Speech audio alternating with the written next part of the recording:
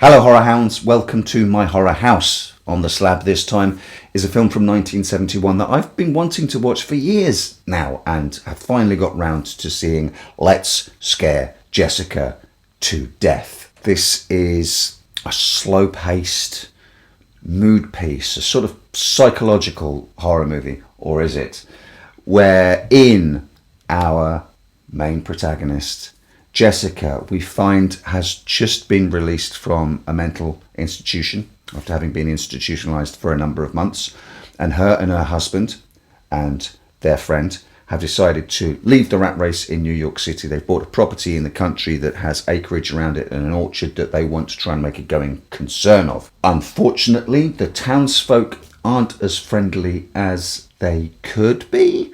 They also learn that there's a piece of local folklore attached to the property regarding people who used to live there previously, one of whom may or may not be a vampire, and all the way through because of Jessica's precarious mental state, with her even questioning the reality of what she's seeing herself. We have no idea what any of the moving pieces of this story are. I thought that the title was a spoiler and I thought I had everything pegged, but it turns out that it is not, and I'm so glad of that. And I'm so glad that I waited until I was in the right mood to see this, because this is a total mood piece. This is the kind of movie that you want to relax yourself into like a warm bath, along the lines of something like, say, Picnic at Hanging Rock, where not much happens, but what happens is vitally important, if that makes sense. It's all very dreamy and unreal, and is that because it's all in the head of our protagonist, or is that because some seriously weird shit is actually happening and no one will believe her? Jessica is played by Zora Lampert, who I know best, I guess, as Detective Kinderman's wife in The Exorcist 3. It's a beautifully trilling little fragile performance where she's constantly second guessing herself, and I just felt immediately protective towards her.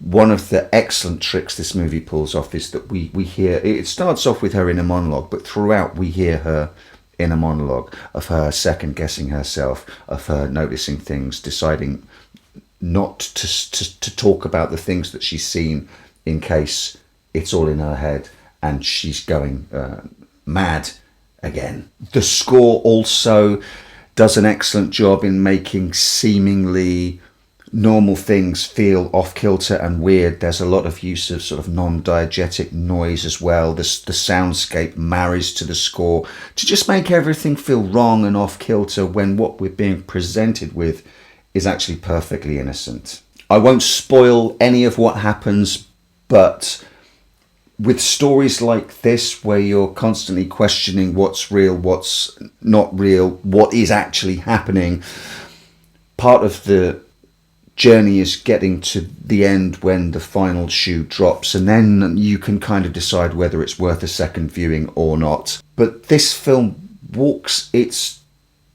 tightrope so deftly and right down to the final frame that I'll have absolutely no problem watching this again. I didn't find the ending disappointing. Some people, like Nay, demand concrete endings and find sort of vagaries frustrating, and I can completely get that. But this is the kind of movie where you can take from it what you want. You get to decide what kind of movie you've seen, and it's a really tricky thing to pull off, and I think Let's Scare Jessica to Death pulls it off magnificently. It has the feel of early George Romero filmmaking. It has the feel of something like the Texas Chainsaw Massacre, in as much as when you're working on a very small budget, the best, probably smartest thing to do is find a great location and have your actors in and around it and just shoot the ever-loving hell out of it.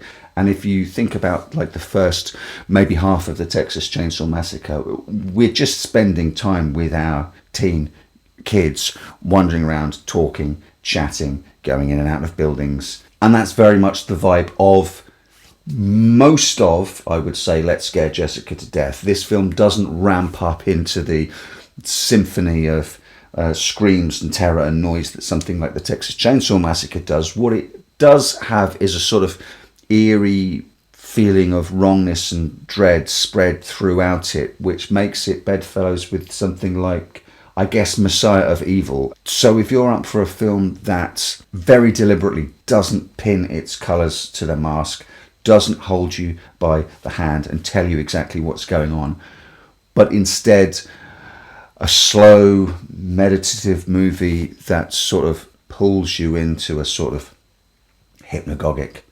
story world that you are happy to immerse yourself in and experience with the main character right through to the bloody ending, then Let's Scare Jessica to Death is a delight.